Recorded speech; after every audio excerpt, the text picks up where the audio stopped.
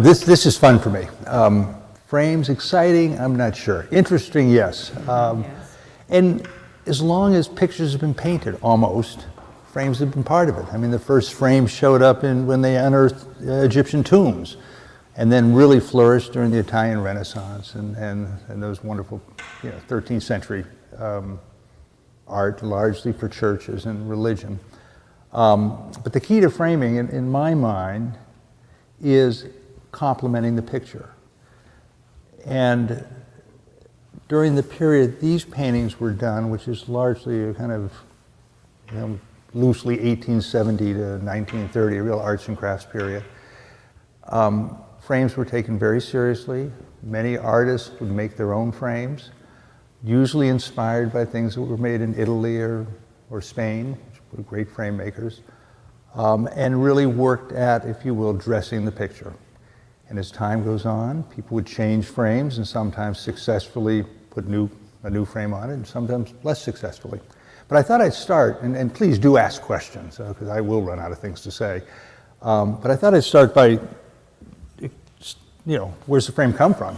And it does start as effectively a 2x4, a block of wood, which is raw wood. And then depending what molding you try to accomplish, it'll be milled or hand carved. But it's raw wood, and then it goes through several incarnations. The first one is they gesso the wood. That seals it, that, if you will, covers up all the imperfections and the corners and the cracks and flaws. Then they put another clay, usually this yellow clay, which is adhered with rabbit skin glue, which very successfully will receive the gold leaf. And the gold leaf is, it's 3.5 inches wide, but it's much thinner than a tissue paper. I mean, it's very artfully applied. But most of the good framers, instead of putting it right on the, if you will, that yellow clay, will put another colored clay on top of it. Usually red, and most of Ken's frames here have red, some have yellow, because when you rub the frame later on, the warmth of that red will come through. Sometimes if you want a cool note, they might use blue, which if you have a snow scene or something, you want it to be a little cooler, you would want that. So then after that, they then put literally the gold leaf on, and then parts of the frame are burnished, which is with literally a little ivory tool, which brings that high gloss there. And then there's an antique process where they burnish that more, and then with various chemicals and rubbing and whatnot, will bring the red through, and then also antique in the center there. So you literally start with the raw wood, and you end up with something like that at the end. And all of these frames kind of went through that process at some level. So what I thought I'd do is we just kind of go from gallery to gallery and talk about some of the key frames, and then again ask questions, because I'm not going to talk on each one of them. This frame here it's called a Florentine molding. It's a very traditional Italian frame. It's very popular today. It works on everything.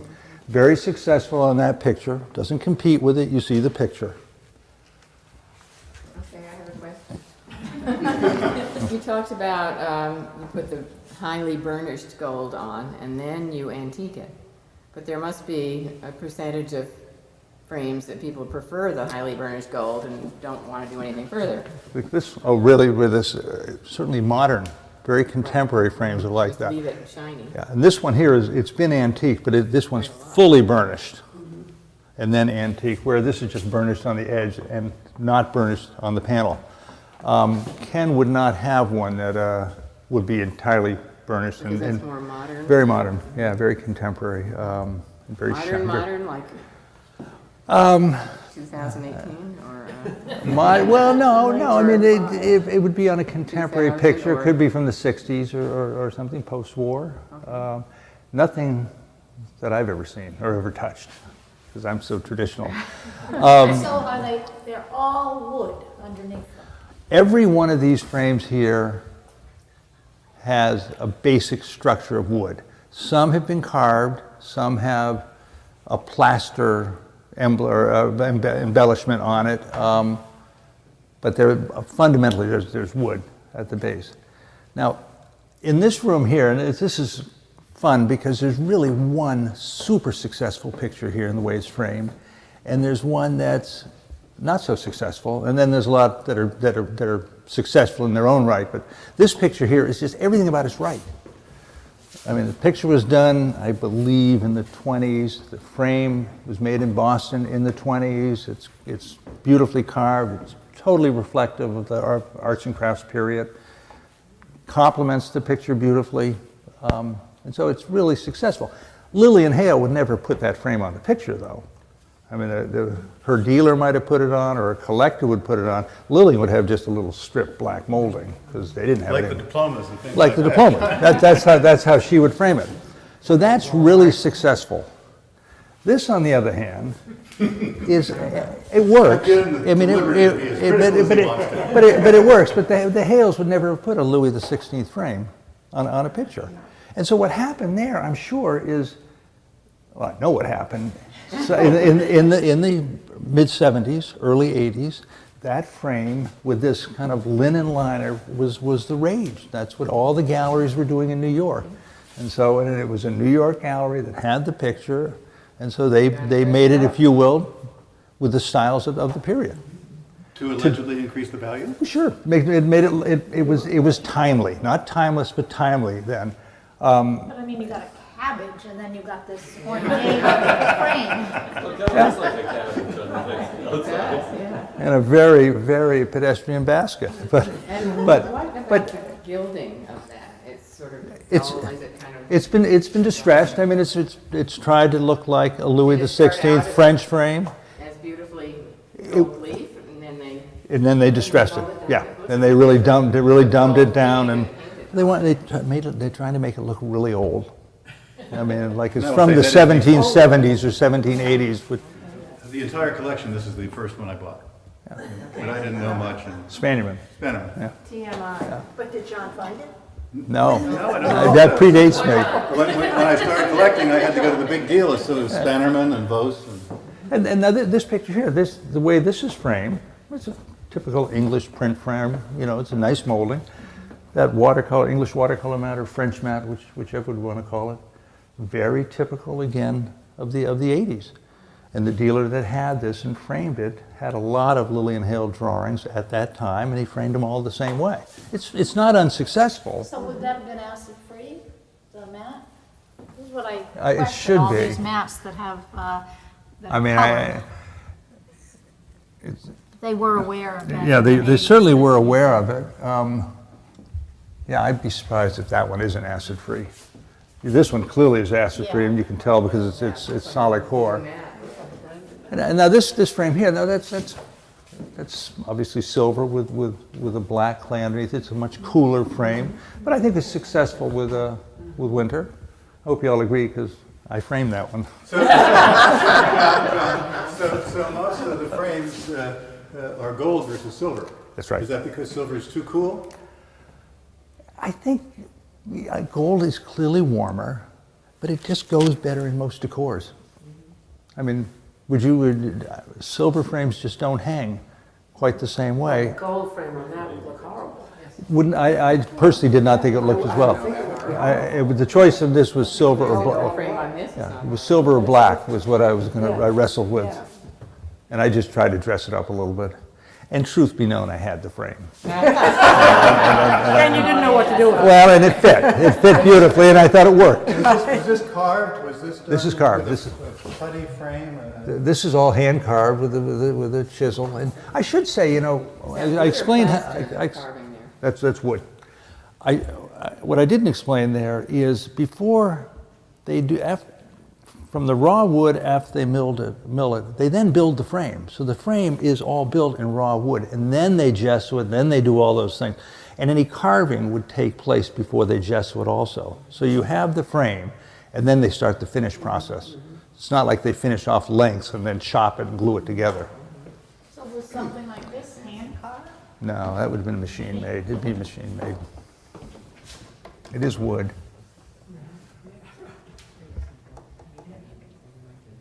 So there's elaborate lathes and things that do that, and then they hand finish it. Is there a consideration for the species of wood and the processing of the wood?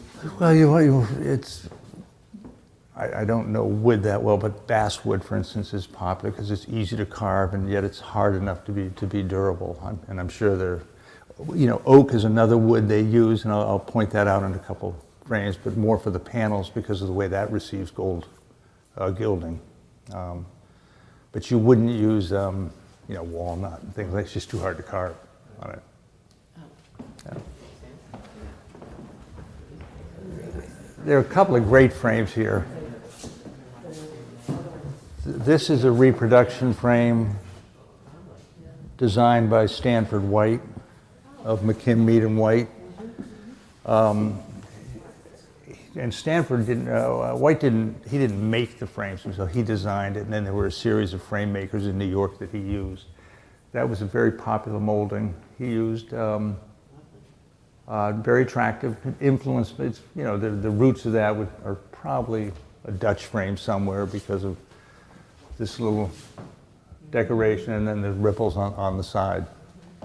And again, all these frame makers were inspired by earlier frames. I mean, I'm not sure there is an original American frame. There might be that I don't know, but ideals were stolen from sure, earlier. sure. Well, just like architecture. I mean, it all Was goes back. Stanford White probably designing that for the interior of a specific house?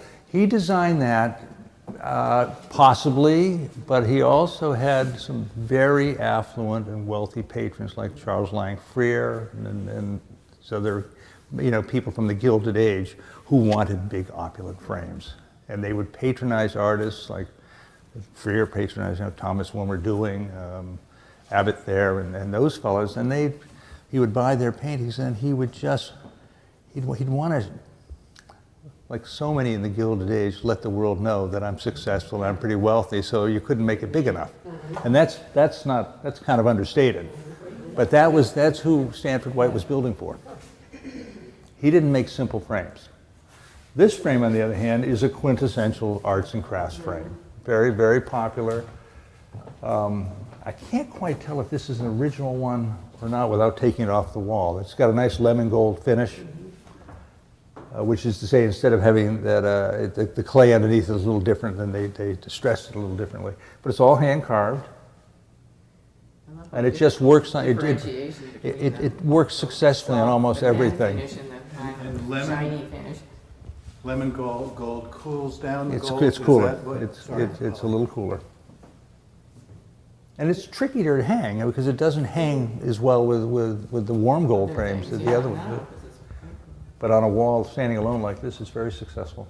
And that's a really shiny gold. Yeah. This one, highly burnished. It is antiqued in the panel a little bit. This frame was made by David's Frame Shop in Alston, Massachusetts. long gone, but that was their look. John has an amazing memory. Well. Everywhere these came from. Well, I just had so many frames. This is really it. This one,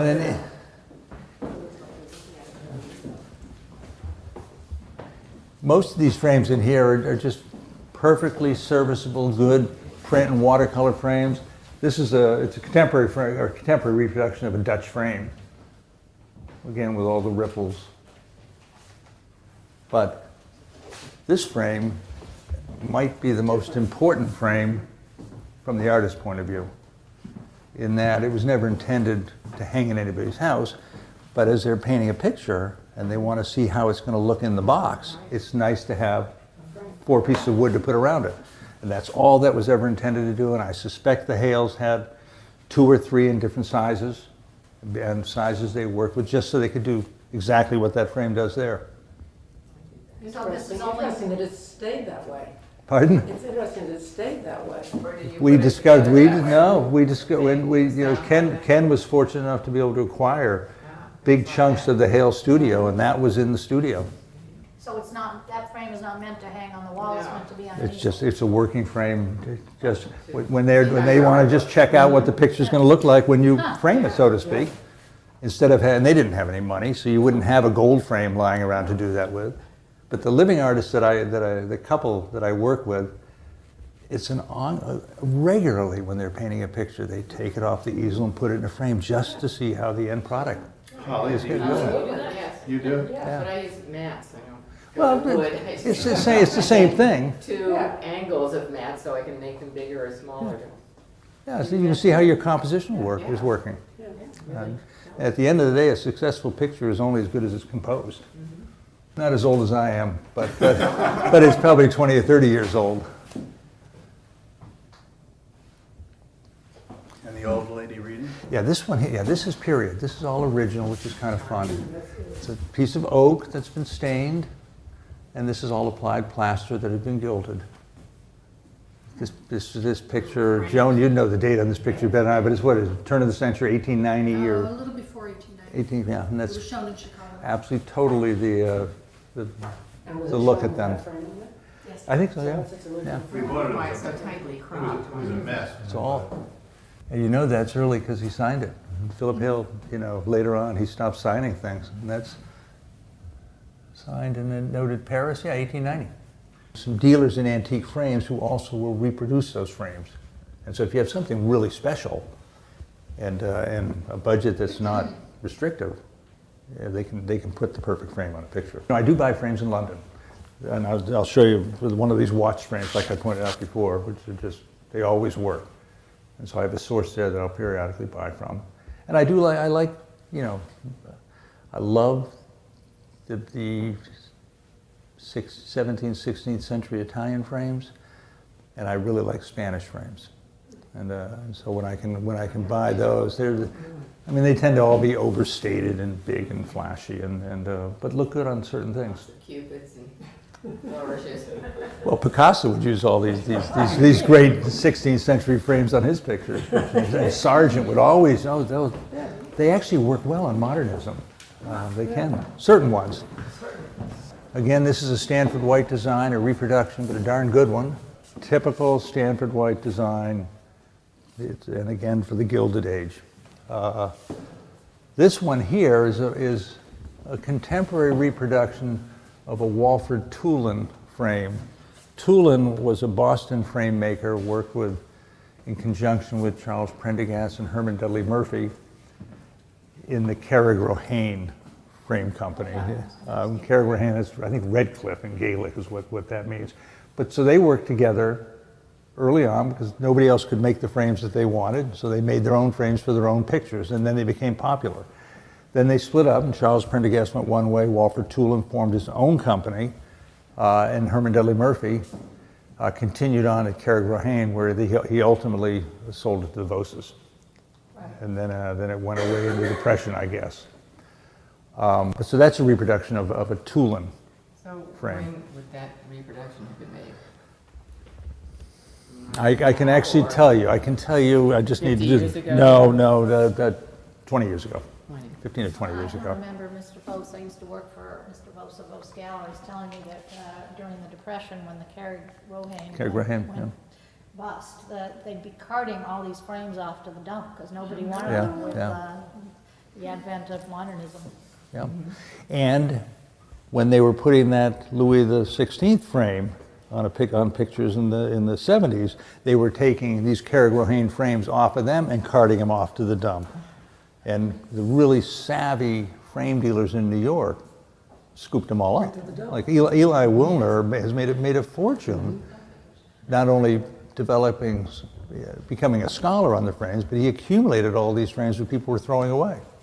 Now, do you know who made the old frames because they signed them, or just because you know frames so well? And I'm going to show you a frame later on, which is signed. The framers like Tulin, like Herman Dudley Murphy, took their craft very seriously and viewed it as a form of art. And so yes, they did sign their frames. There are frames from their studios that you will see that are unframed, that are every bit the high quality, but speculation is that employees would be taking those out the back door before they could be signed. And so you'll see some pirated frames that show up on it. Question, John? This was sold by the sitter to a dealer in Newburyport. Yep. Might that be when it was reframed? Nope. After that? After that. Okay. Because that was framed by a Walker. Oh, okay. And How how did you identify that as a reproduction as opposed to an original? Well, yeah, I know the whole story behind the frame and when it was framed, but that aside, yeah, it's just, there's subtle differences. Okay. You can look at it and you can say it's not that old, and it is a reproduction. But I've had the period frame, and it's a copy of it, and it's a good copy. Yeah. That was made by a frame You in passed over Rockport. the one in the middle, John? Is there anything Well, unique about that? there's nothing unique about it except you'll see this molding. It's a Whistler molding. Whistler, after James Abbott McNeill Whistler. He designed it. He used it regularly on his pictures, and it's just so successful on at so many levels. It's simple. It's very attractive, and you see we use that a lot, and it probably overused it to the extent that when we were first accumulating these, it was before the studio was envisioned, where we'd see them all hanging together. These came from a Guido frame studio in Boston, who they make a nice frame, but their gilding is really very good. And they're still in business? They are, yeah. They've actually just moved to Dedham. This is another Whistler, but it's a little bit different with more of a panel. And this gigantic? That frame is the epitome of the Gilded Age. It's the epitome of Stanford White and somebody like Freer collaborating on saying, I want the world to know that I'm really successful and I've got this great picture and I want to dress it up in the best outfit we can have. This is all plaster that's been applied. It is a reproduction, but it's I don't have a ruler here, but I bet that's 7 or 8 inches wide. I mean, it's a lot of frame, a lot of gold. It makes a real statement, which again was just very typical of the wealthy of that period. So who would have framed this painting? This frame, I suspect the dealer that Ken got the picture from put the frame on it. No, Atlanta. Yeah, that I don't know. And it certainly punches the picture up. I mean, it makes it seem pretty darn important. And how about a painting like this, which is so big, but has such an insignificant frame? But yet it's an original frame. It's a gap. Yeah. It's interesting, this is all plaster. Usually you see this as carved. I think I said earlier it was a tooling frame. I don't think it is because it's not carved, but it might be a Newcomb Macklin frame or one of these other frame companies that were popular at the time. It's insignificant, but it's very much in keeping with the style at that time, with that black and gold, that kind of Spanish feeling on it. Well, it's only insignificant because it doesn't shine like It the doesn't, but it's actually a great compliment to the picture because you don't see the frame. You're looking at the picture the whole time. And imagine, and also there's some size constraints. It's a big picture, so if you put 6 inches around on this, you're adding a foot all the way around. And Some people want to do that. Might artists think about a frame and then think about a painting that they think would fit? Artists do. I mean, they have definite opinions as to how things should be framed. Not always successful, but yeah. And I've had discussions with artists about frames where we're not on the same page, and sometimes they're right and sometimes I am. But the key is it's all about the picture. You want the picture to look good, and as a dealer, I try to be true to the period. So when we frame these pictures, you try to use a molding that was consistent with what would have been available when the painting was painted. That being said, the picture has to look good. And so if a period molding or something of the period just doesn't work as well, then you compromise on it.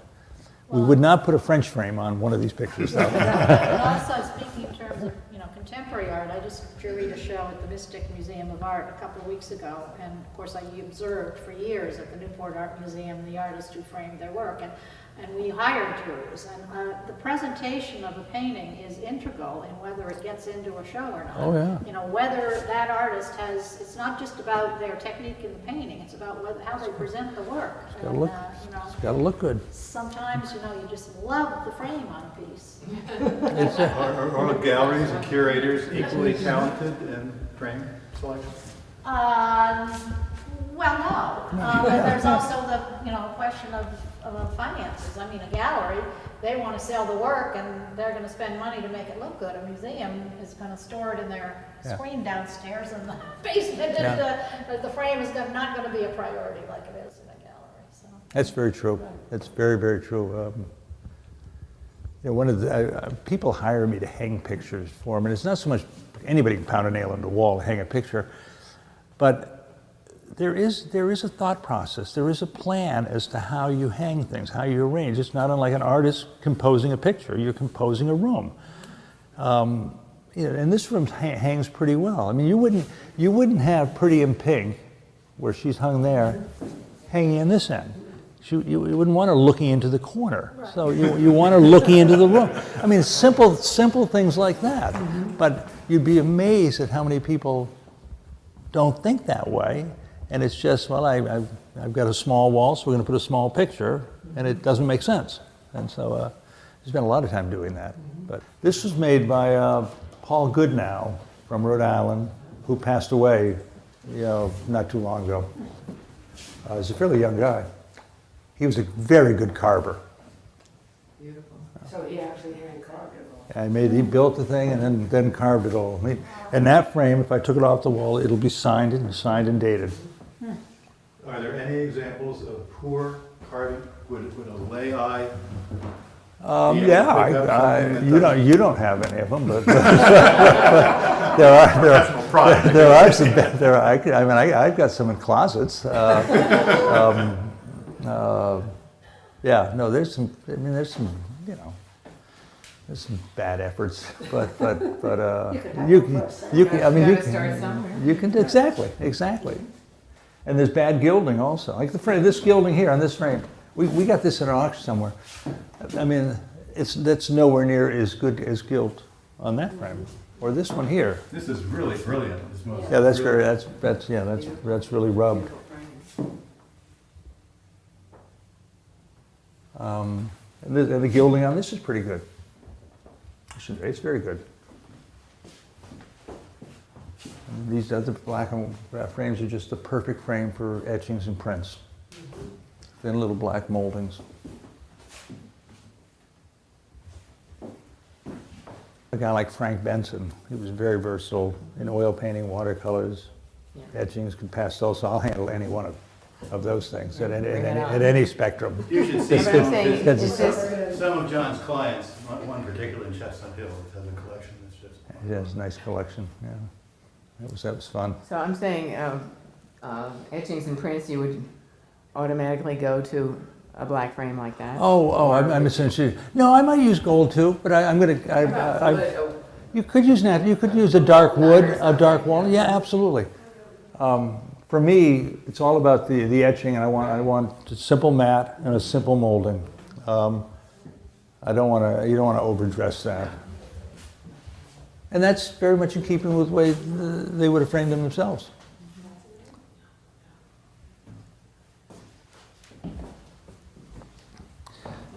And here,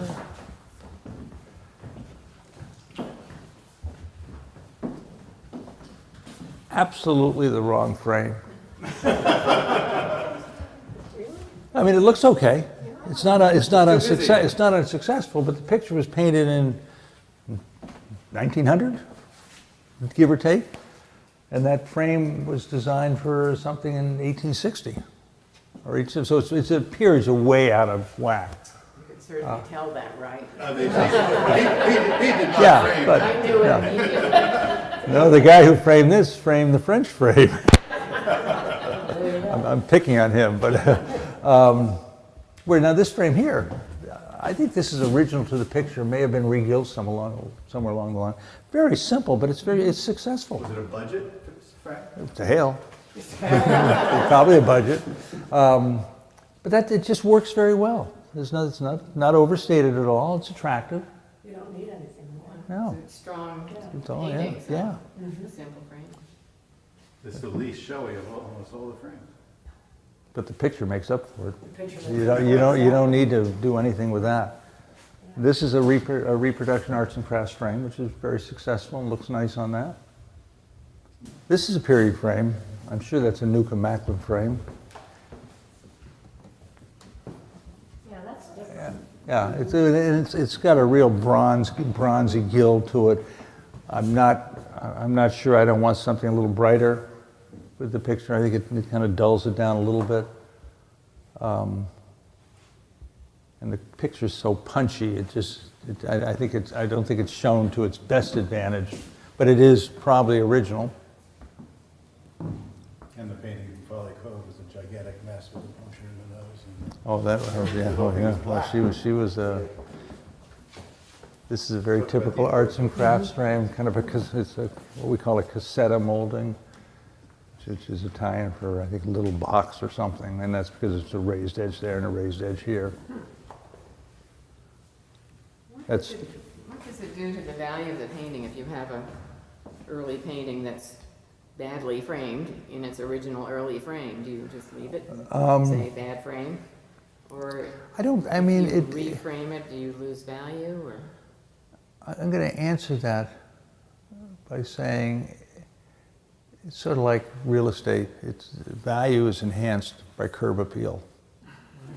If it looks good, there'll be more demand. If I were selling it, I'd certainly be guided by an expert as to whether you should replace the period frame or whatnot. But generally speaking, in a gallery, they're going to make it look as attractive as they can. And I'd be guided by what they think it should be reframed in. I might also try to find something of the period, or a reproduction, or they might be able to restore the frame it's in if it's of the period and makes sense. 100 years after the pictures were painted, thereabouts, those pictures have been redressed a couple of times. So whatever the period frame was originally is probably long gone, and so somebody has put something else on it. So what we're replacing is not an original frame. We're replacing something that was added later on it. And those you don't mind replacing, for the most part. But it's the ones that you know. If you know it's original, and you know, like that little charming little Paris picture, that's original. So you have to. It's not necessarily the most decorative frame, but it should remain because it works, it's successful, and it was original. I don't think we have much here. Again, a lot of prints. Now here are prints that have gold frames, but it's a nice, simple little gold molding, and the picture also has some color in it. And so the gold really works a little better. Same with that there. But again, the key is it's real simple. You're not overwhelming a very fine print. This has a gold molding, but it's also a much bigger print. And this has enough boldness in the color and all of that to tolerate that? That Whistler frame is tremendously successful in that picture. I mean, you've got 4 or 5 inches of gold around it, but the picture's strong enough, it's big enough, it just looks good. You just, from just a pure commercial point of view, as a dealer, you never go wrong with that frame. Yeah, no, it's well suited for that because that's not a delicate picture, but I wouldn't be putting it on, like, I'd have to look. It works on paper, pastels, watercolors, etchings. You don't want the glass to touch the picture, so the mat acts as a spacer also. You also want those pictures quite often to breathe, but I think the general rule of thumb is it is the device that keeps the glass off the image. Once in a while, you see an oil painting in a museum that has glass over it. I always wonder why. And the museums put it for purely protective reasons, but if you think about when these pictures were painted, our houses were heated with coal, and there was a lot of soot in the air, and so people did keep glass on their pictures. A lot of artists, Lillian Hale was one of them, Willard Metcalf also, would not varnish their pictures because they knew glass would go over it, and that would kind of give you the saturation for the color. And then we dealers get our hands on them later on, and the first thing we do is varnish them because we want them to look better. There was an artist by the name of Wilton Lockwood You've heard of Wilton Lockwood. Well, he's noted for his magnificent peony pictures. He's also a darn good portrait painter, but the peony pictures, for the most part, are in museums. The Metropolitan has one, Isabella Stewart Gardner has one, the MFA has one, and others have all been in the family. They just didn't do that many of them. But he always put glass over his pictures, and he wanted those pictures, the oil to be so chalky, so flat, that he actually painted on the reverse side of the canvas, the unprepared side, which didn't have the gesso, so the canvas just sucked the paint right up. And so those things are so flat and so dead that we dealers go to great expense to varnish them, unless you have a real purist collector on it. But no, that was popular then. But glass was used. And I know if you go into the MFA, the hallways always have glass over the pictures. Typically, when you go to a frame shop, there's often 3 levels of frames, museum quality, and then. Yeah, there are different Do you levels. really think it's worth it? It all depends on the picture. And it really becomes, it's largely an economic decision. I mean, if you got $1 million picture, spending $20,000 on a frame doesn't bother you as much. If you've got a $3,000 picture, spending $800 on a frame seems like a lot. And so. Yeah, and then there's the ones you get at wet paint at the Newport Art Museum. The picture I got for $45 and it cost me $200. Yeah. The general rule of thumb is you don't like more in the frame than the picture. But Go to Michael's frame. and you know, the glass they have available now is so radically different than when I started. The museum glass is just unbelievable. You almost look at a picture and don't think there's any glass on it. Yeah. And do you think that it really protects? I think it protects, and I think it And enhances. glare. I mean, I guess. It reduces the glare. I mean, there are certain angles you'll always have a little bit of a glare, but generally speaking, you can look at a picture, you can light a picture and not get the kickback. And I think anybody who collects works on paper should absolutely be using that glass. In absolute dollars, it's frighteningly expensive. I mean, if regular glass, a sheet costs $6, this costs $30 or something. But the amount of value it adds to the work by being able to see it, And I think if it really keeps Protection, it yeah. it protects from it. the sun. Yep. Fading. It will. Yeah. It will. I mean, watercolors, that's fugitive anyway. I mean, even if you leave it in the closet, it's going to gradually deteriorate, but it'll take a couple lifetimes with the good glass and hanging it in a shaded area than if you put it in the sun. There's only a couple more out here I'll point out. Again, a Whistler molding, but this one is all hand done. This is probably a 25-year-old frame by a really gifted framer. Oak panel, gilded oak panel, which again was very popular around the turn of the century. I'm going to take it off the wall just because the back of the frame. This guy takes his frames so seriously and is such an artisan that if you look at the finish level on the back of this frame with the gold detail, brass. signs it, dates it. What's the date on that? 90? 99. 99? Yeah. I mean, you don't see people doing that. This guy, William Scott. And what's the brass? Is that a brass trim? That's gold. That's gold gilded. All the way around on the back? He's an unbelievable craftsman. Boston? Yeah, I think he's in Milton, Massachusetts. I've done business with him for off and on 30 plus years.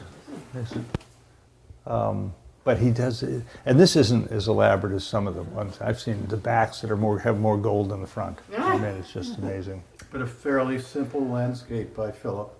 Enhanced quite a bit by the frame. And this is Giverny. Pretty sure it was Giverny.